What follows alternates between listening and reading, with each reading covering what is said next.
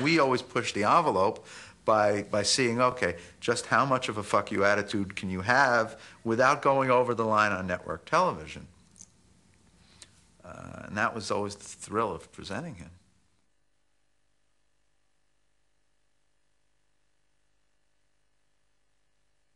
I can't quote you club owners or television executives by name, but I know that the nature of what Bill did was not universally applauded and accepted because it did challenge the status quo and might upset certain political sensibilities in the audience and in the corporate structures. When his stuff was taken off the air for Letterman, he wrote me a 32-page letter, handwritten, a sort of a cri de coeur. He couldn't understand the situation just because, you know, he was a free spirit. The whole point of it was a joke. These jokes had import, but it was the prescribing of his freedom which so offended him.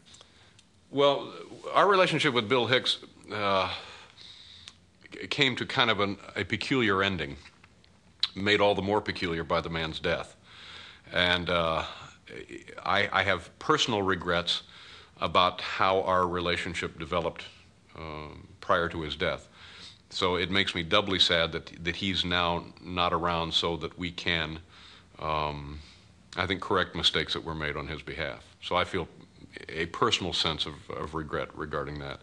And what it did also do was give him a more material for his belief, correct in my view, that it was that television worked to control the society, to keep the culture credulous, to keep it from thinking, to enchant it, literally, to spellbind it. And his job, as he saw it, was to break the spell. Go back to bed, America. Your government has figured out how it all transpired. Go back to bed, America. Your government is in control again. Here's American Gladiators. Watch this. Shut up. Go back to bed, America. Here is American Gladiators. Here is 56 channels of it. Watch these pituitary retards bang their fucking skulls together and congratulate you on living in the land of freedom. Here you go, America. You are free to do as we tell you. You are free to do as we tell you. With Bill, you always got the impression that stand-up was an end in itself. You know, to many people in the stand-up business, it's just a stepping stone. You know, it's, hey, I'll get a sitcom, I'll have a wacky neighbor, and the next thing I know, I'll be chatting with Regis, you know. And it shows. Bill Hicks wasn't out there just to get some laughs and collect a check. I'm so sick of arming the world and then sending troops over to destroy the fucking arms. You know what I mean? We keep arming these little countries, then we go and blow the shit out of them. We're like the bullies of the world, you know? We're like Jack Palance in the movie Shane, throwing the pistol at the sheep herder's feet. Pick it up.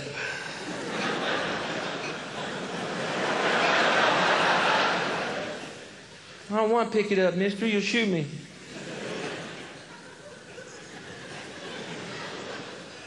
Pick up the gun. Mister, I don't want no trouble, huh? I just came downtown here to get some Hard Rock candy for my kids, some gingham for my wife. I don't even know what gingham is, but she goes through about 10 rolls a week of that stuff. I ain't looking for no trouble, mister. Pick up the gun.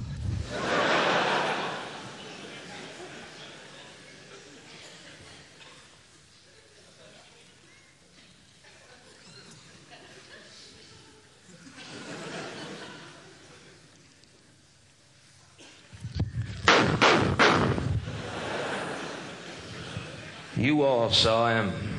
He had a gun.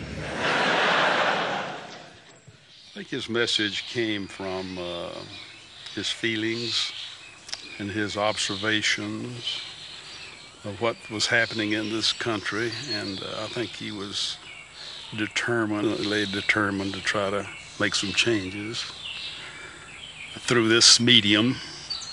He was on a mission. He was on a journey, and the point was that he did make that journey exciting for anybody who managed to meet him on it. It's just a ride. And we can change it anytime we want. It's only a choice. No effort, no work, no job, no savings of money. A choice right now between fear and love. The eyes of fear want you to put bigger locks on your door, buy guns, close yourself off. The eyes of love. Instead, see all of us as one. I'm going to share with you a vision that I had, because I love you, and you feel it. You know all that money we spend on nuclear weapons and defense every year, trillions of dollars, correct? Instead, just play with this. If we spent that money feeding and clothing the poor of the world, and it would pay for it many times over, not one human being excluded. Not one human being excluded, and we can explore space together, both inner and outer, forever in peace. Thank you very much. You've been great. I hope you enjoyed it. Thank you very much. You're great. You guys are great. Thank you very much. Good night.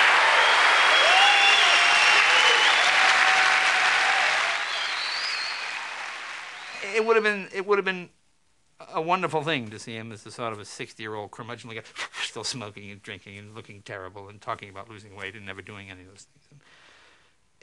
It's just a great tragedy. It's very, very sad. It really is, I think, if you're a comedian. It's a bit like John Lennon. It's like someone, just when it looked like they were happiest and a creative sort of a slower but more productive creative period was about to happen, the whole thing just went away.